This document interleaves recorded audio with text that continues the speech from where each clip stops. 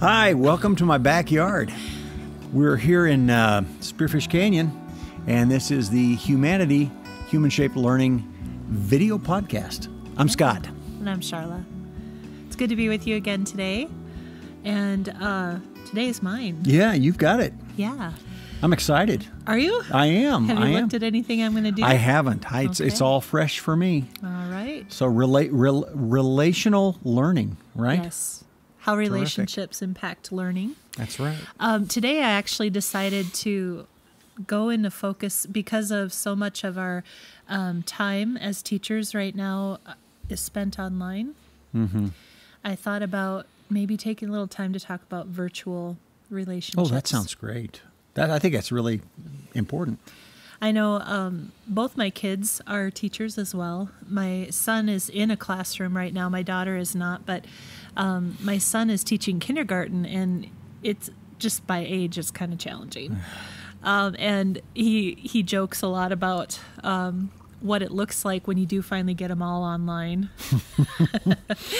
And it's like you see, this person's chin down kind of thing, and they're showing you things in the camera, and everyone's talking at once, and it's just challenging. I'm sure anyone who's doing that right now can relate. I've been on some Zoom meetings with teachers, and that's it's like they're like this, right? It's shining down on their belly, or stuff like that. Sometimes the teachers don't quite have that together, but I know that's okay. I know. So it just makes another layer of challenge when it comes to developing relationships. Especially the learning, Yes. Yeah. So I chose a third thing today that it is a poem, but I like, there's something unique about this poem. Oh, great. In that you can read it in two directions. And I always find those really cool. I've seen others like it, but I like how you can read through it one way and then read it again, bottom to top, and have it be completely different message. That's cool. So, and this was just written. It was written in August. It's called COVID-19. So it is. Yeah. So I'll go ahead and share this. So we'll put it on the screen for you. Yeah. And you know what? I think it was posted in August. I think it was written in May, is what it is. Okay, well, COVID-19, it's pretty pretty recent. And actually the title is Social Distancing, but the first line of the poem is COVID-19. Gotcha. Okay, sorry, I was confused. No, that's fine. So this is written by Howard Chang. Great.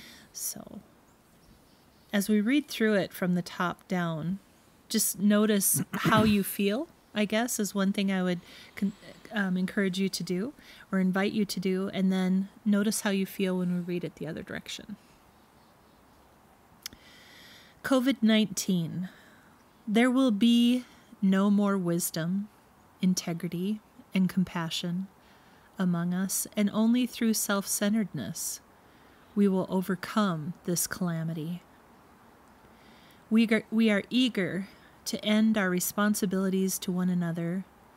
We have our own needs to fulfill.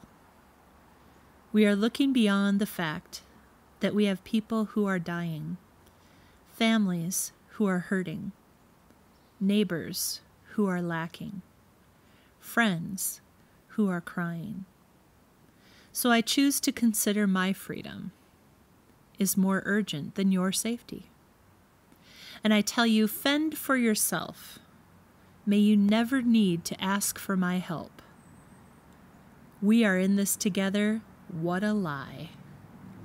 COVID-19 turns us all inward. Wow. Yeah.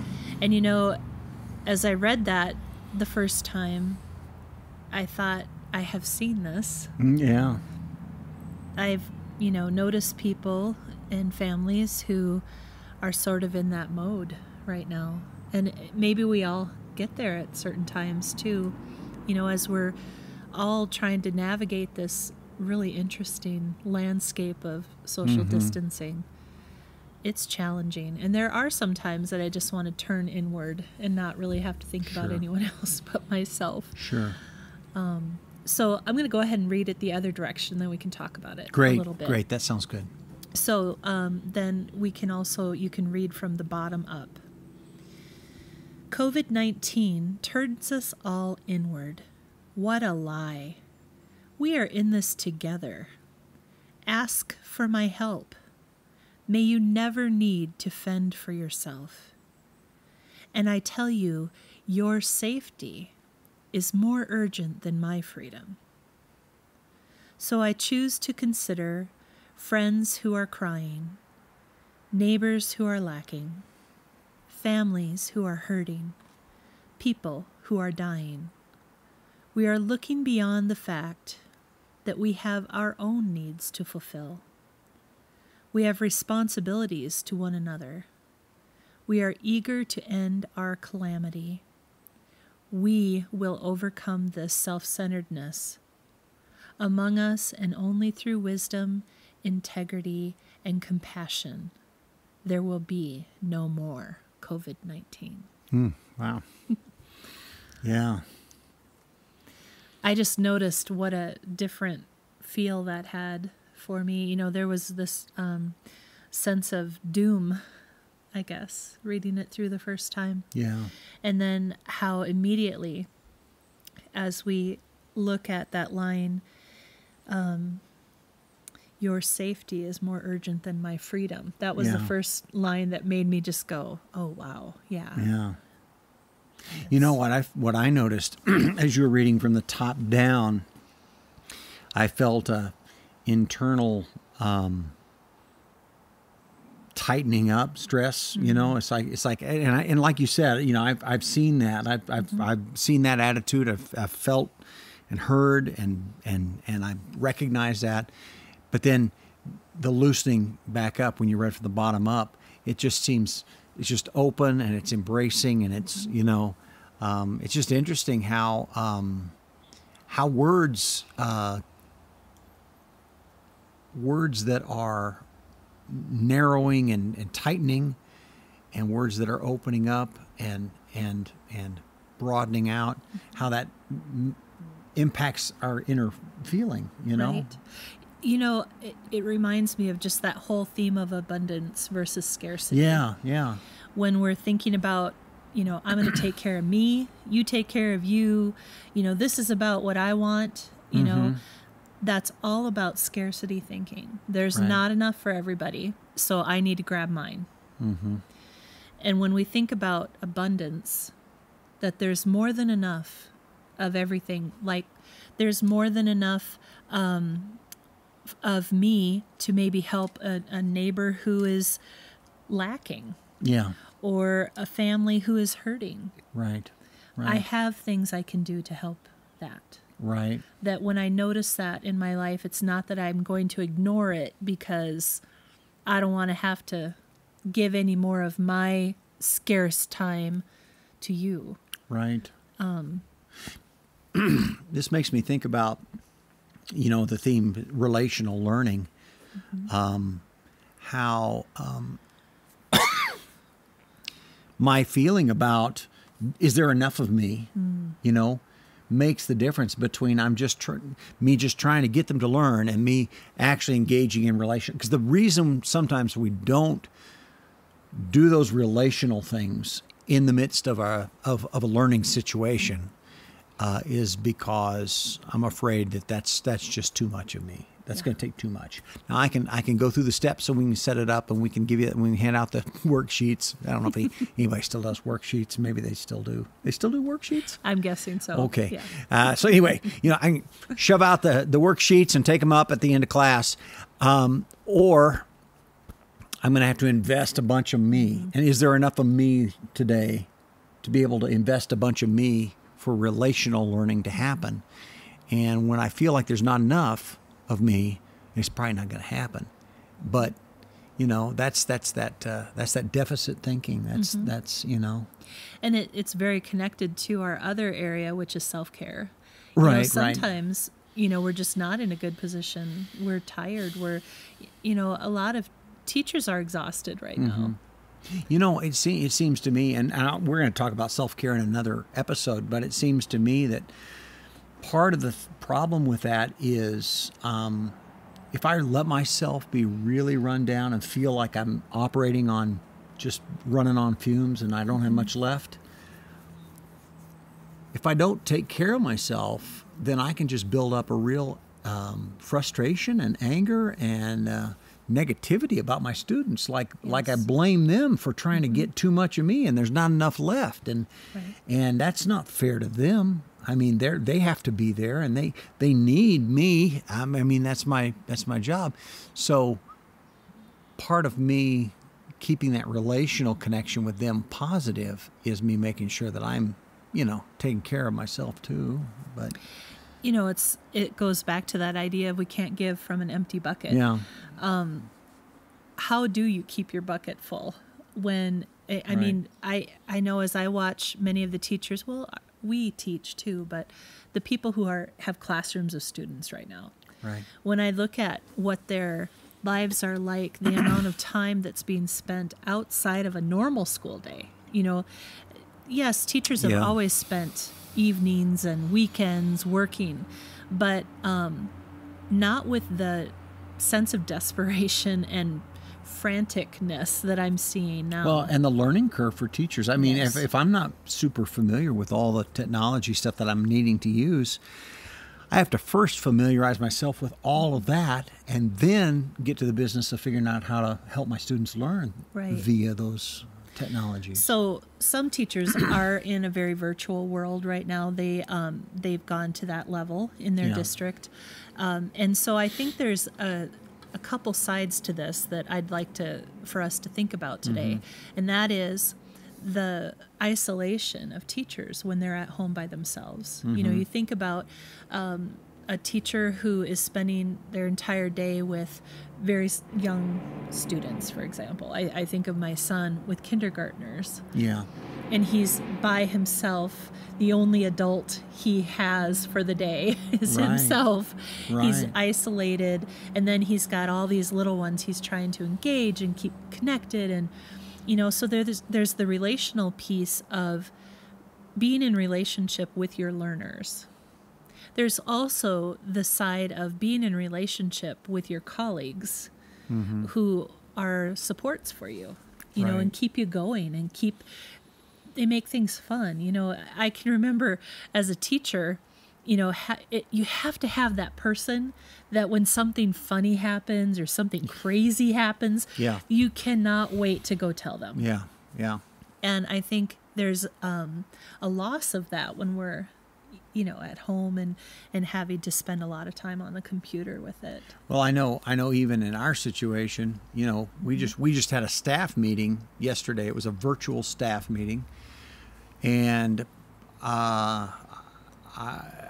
we've had we've had some turnover. We got some new staff because of some new demands and some new things that are happening. But I don't, half the people on that staff meeting, I don't think I'd ever met before, actually. And I've met them online. But then the others that I did know, I haven't seen in a while, and haven't Since really, March. and haven't really interacted with them any. You and I interact still because we do this, but not nearly. I mean, we really face to face interact maybe once a week. That's a huge shift to suddenly not have your team, as an educator, and many folks are in that situation. Yeah. So what I thought we'd look at today, then, I found an article that talks about that, and I'm going to go ahead and pull that up right now. This article, it's sort of a how-to article, which I don't always like the best, but I thought it had some good ideas. So, that's great. Well, that's so it that's is. what matters. This one is how to build relationships virtually, and it's called The Ultimate Guide for Teachers. Oh. And part of the reason that it's the Ultimate Guide for Teachers is there's a whole section as you get to the end that actually has recommendations. There's like lists of things you can do that will help you with some of these virtual That's needs. great. And we're going to put the link up on the screen there for you to find that, and we'll make sure that you've got the title and everything so you can find this article. But one of the things that it starts with is sort of an overview. And this is something that I feel like we talk a lot about in all parts of our work, not just this. But it's this whole idea of how when students and teachers are in good relationship with one another, and when teachers and teachers are in good relationship with one another, that academic success increases. Oh, yeah. Right. And, we are facilitators for the Center for Courage and Renewal, and there was a big study done on that right. idea of relational trust. Yes. And it was focused in on trust, but I think it fits this idea too of, trust is part of a positive relationship. Yeah. Oh, trust is kind of like almost I hate to say litmus test, but it sort of is for what's the quality of your relationship. If you're in a relationship with somebody but you really don't trust them, then you got some real problems. Right. So one of the things this article talks about is a little bit of research behind that. So there's several ideas as the article begins about the reasons why those relationships are so important. And, I think in general, most any teacher would say that. Sure. It's important for us to be in good relationship. I think that's a standard, but I don't know that teachers realize why and how important it really is. Yeah. One of the research articles that they note in here, and it's linked in the article, you can go take a look at it, but the results of that study showed that more positive student-teacher relationships are associated with higher levels of student engagement, and that's probably a no-brainer, but it says in the short term and long term. And this includes a whole variety of things like attendance and academic grades, fewer disruptive behaviors. Wow. There are a lot of things that actually impacts. And when I thought about that, I thought, in my experience, I would say that's very true. Yeah. Well, why do you want to be there? Why do you want to be engaged? If the relational piece is negative, I mean, even if I'm interested in the subject, let's say I'm just crazy I just love reading, okay? And I'm going to my English class or language arts. I just love reading.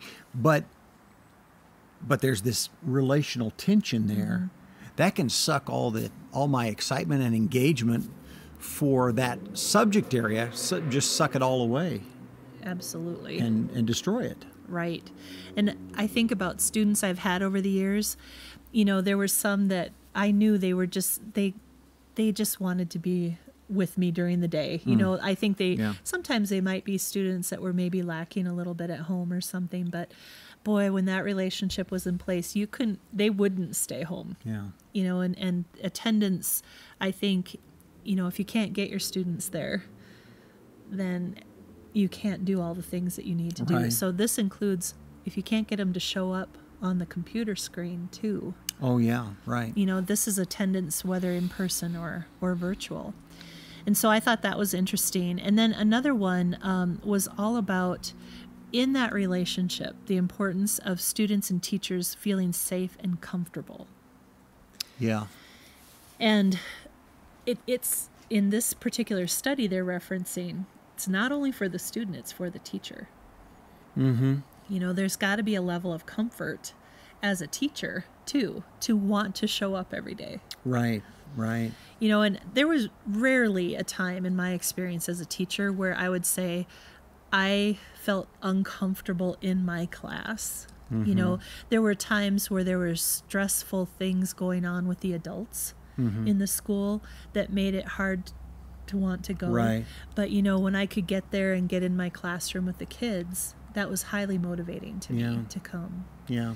And I find that interesting that that's as important as it is for students. Well, and that safety, emotional safety, I think about that. I've seen some teachers posting some things about, when their students come together on Zoom or whatever platform they're using, their guidelines as far as, if they have to turn on their camera. And I'm thinking, if I'm a person that normally when I go in face-to-face into the classroom, I'm kind of, for whatever reason, I'm receiving some negativity, some bullying. Maybe it's about appearance. Maybe it's about differences. I don't know what it might be, but it sort of puts it on steroids when you put it on a camera. Because think about it, if you're being bullied and suddenly somebody pulls out a camera and starts filming you while you're being bullied, well, let's say that's my only way to be in class, and that's my only way to be there, and I have to turn it on, and so I'm thinking about, what am I looking like today? What are they thinking? Is somebody doing a screen capture of me today? Are they going to repost that and do weird stuff with it? And so there's all of this stuff that this virtual setting opens up. Yes. For bullying, for feeling unsafe emotionally, for feeling on display. And that's, I think we really have to think through that. Yes. And what are the consequences if a student chooses to do some of those things? Yeah. And when is it, if there's a valid reason where I have to say, you've got to have your camera on. I mean, obviously we don't want to have this virtual sitting and nobody's camera's on and we can't see anybody. Right. But to structure it in a way and to build that trust in a way, and it may take time, so that there are very specific times when I have to be able to see you, because I have to, maybe it's an assessment sort of thing. I have to be able to see you to be able to know if you're doing that. But when that part's done, then it's up to you. It's just common human respect, I think. Yes. And that's hard. Which is sometimes lacking, especially at certain grades.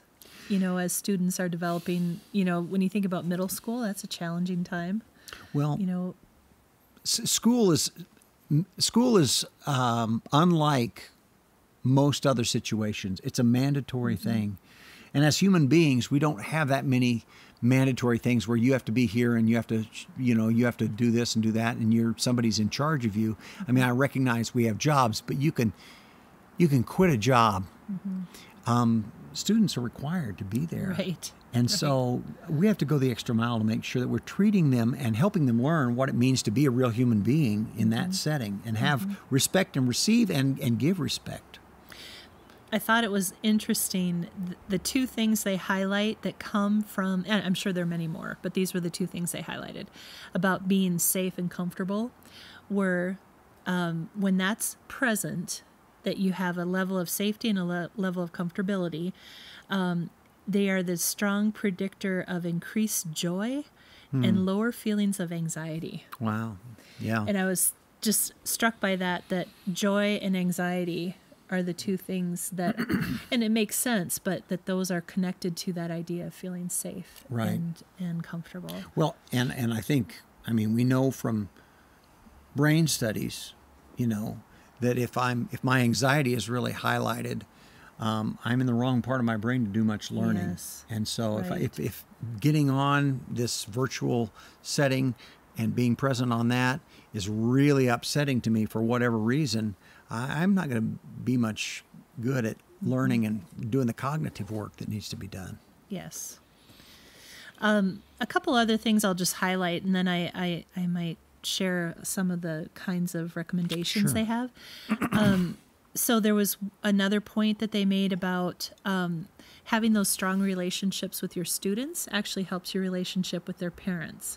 And I got to thinking about that and how, you have a parent conference or a family conference, and the worst thing at that is if they come in and you have nothing to say about that child, like you don't know them well enough to say something. And it was fairly rare that would happen to me, but boy, that's a horrible feeling. It happened a lot at the secondary level. Yeah, I have to say it was so, and I would get massive anxiety about it for parent-teacher conferences.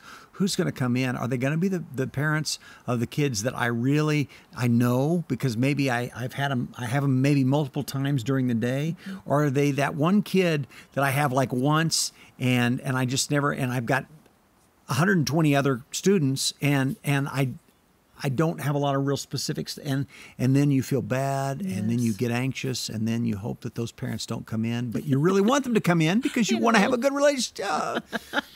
That cycle. Oh my gosh. Oh. This other one, I actually wanted to read a quote from this too that I found really interesting. We'll pull that up on the screen. Yeah. It said, a study by the University of Cambridge found that having a positive relationship with a teacher around the age of 10 to 11 years old contributes to the development of pro-social behaviors such as cooperation and altruism, as well as significantly reduce problem classroom behaviors such as aggression and oppositional behavior. Yeah. And that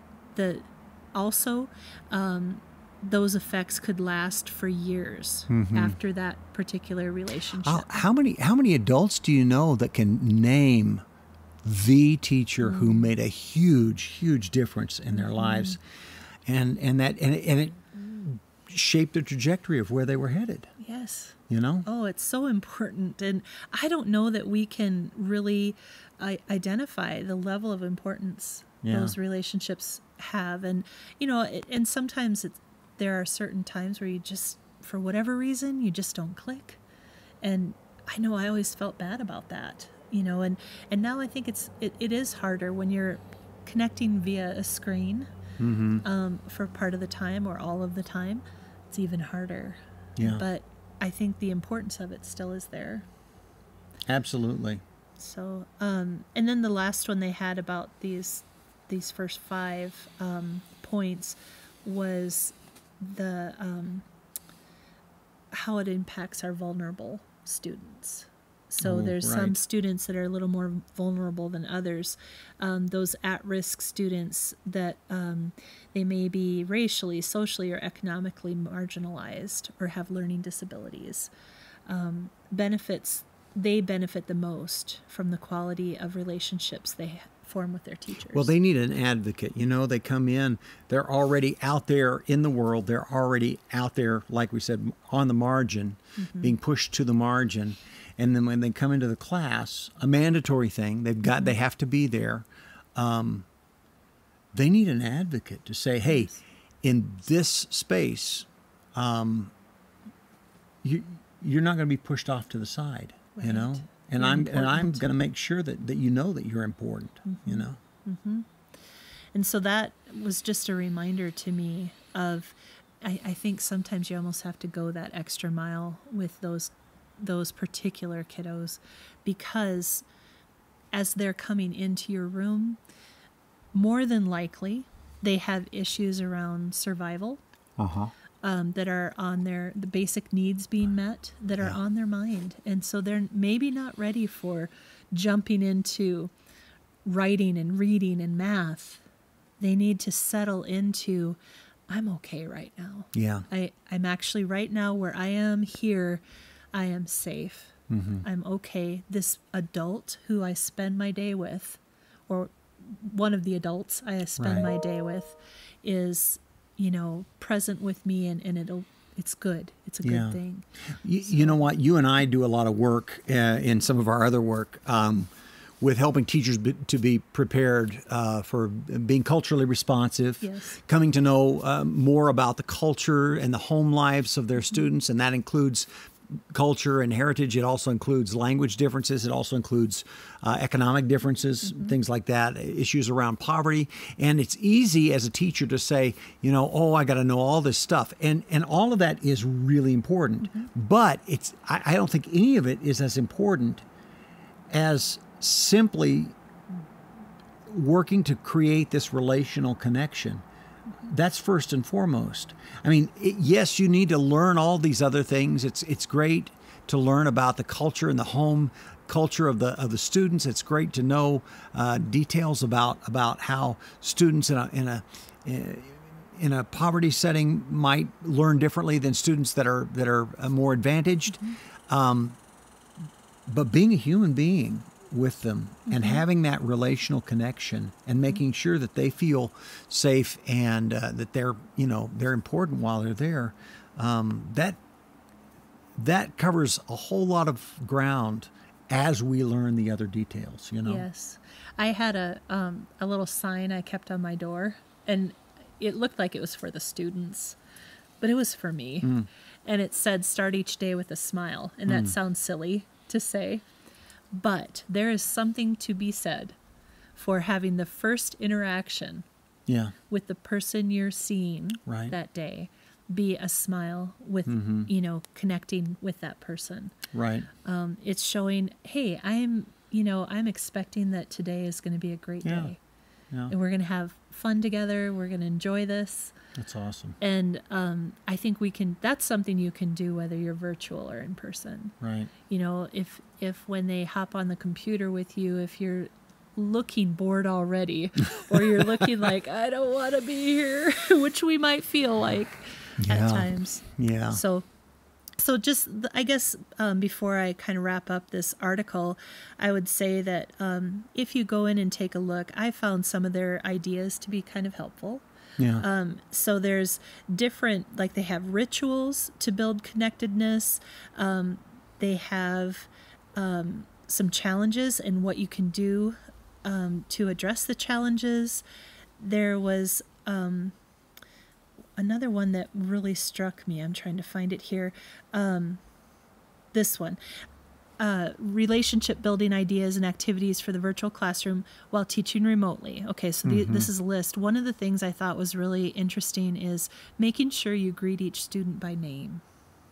Yeah. You know, having them, when you are just this picture on the screen all day, having somebody say your name, acknowledge you, a smile, you know, so as your students are coming on your computer screen with you, doing the same thing you might do if you were in the classroom, which is, hey, Scott, how's it going today? You know, and hey, I'm so glad you're here. Yeah. You know, that's a simple thing, but it can create that environment of I'm being seen. And I think there might be, because this is another, just as a secondary teacher, and as a college professor, this was another source of anxiety for me if I'm forgetting students' names and things like that. So a virtual setting creates an opportunity for them to, if they are logged in a particular way that gives their name, that can be extremely helpful. Right. Okay, now if they're logged in as happened with me on a Zoom call not too long ago with some people who I should have known everyone's name, okay, but someone's logged in as VT96 or something like that, and so I'm like, oh, is her name Virginia, or is it Valerie, or is it what? VT96? What she's from Vermont. Oh my goodness, she's from Vermont. And I'm like, oh my gosh. So if you can do some upfront work, if you're like me and you have anxiety around people's names, you do some upfront work and make sure that they're going to be logged in a way that their name is really clear. Then that could be just fantastic. Very helpful. Fantastic. Very helpful.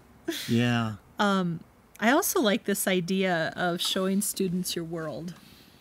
Oh, that's when we think about being human. You know, they suggest like introducing your students to your dog or your cat. Oh yeah, sure. You know, and maybe even letting them see a little bit of your house. I mean, that's not comfortable for everybody, but you know, a little bit about who you are. Yeah.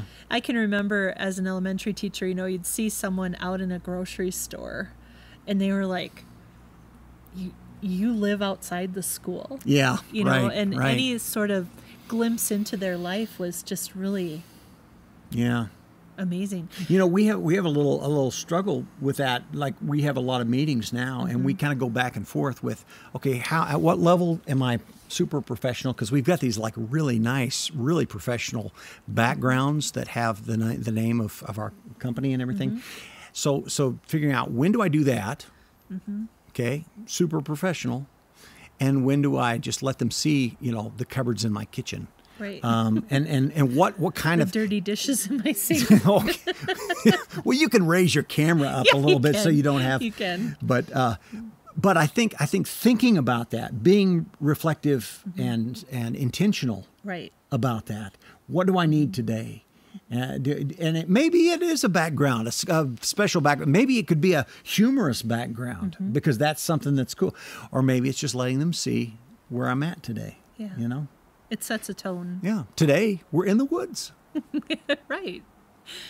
Oh, so I don't know that I want to go through very many more of these, but I would encourage you, if this is something you have an interest in, I felt like this article was a nice compilation of a variety of ideas. A lot of real specific suggestions and things. Yes. That's great. So, yeah. So I think, there are definitely challenges with creating this feeling of virtual relationship. Right. But it's still very important. And I think, like it said early on in the article, that bringing that sense of joy, I feel like that's really a big piece of what our day needs to contain. Yeah. If there isn't an opportunity to feel some joy, your days get pretty long. That's a long day. Yeah. It's a rough day. Yeah. So. So, did you come up with a way to end our I did. Session today? I did. I did. I got a quote. Okay. So I was looking for something that would obviously connect with relational learning. Mm-hmm. So let me just contextualize this. Okay. I taught language arts. That was my main focus. And so English, literature, writing, creative writing, poetry, all that stuff. But also theater, and speech and things like that. Very expressive stuff, interactive, expressive, language-based sorts of things. And obviously the connections with relationship in communication and language, that's really clear. So in my silly brain, I stereotype the kind of more mathematical folks as being, probably less relationally engaged, which is completely and utterly wrong. Because I found this quote that opened my brain to this, and I realized, what one of the most relational things that we do in life is math. I thought about all of my math experiences, like solving a problem, figuring out a word problem, or sorting through and then explaining why I did this here and not over there, and then all of us talking about how we solved the problem, how we got to the right, or if we got it to different answers, what happened and what along the process. It's an incredibly relational sort of thing. And so anyway, this quote by William Thurston opened my mind to this.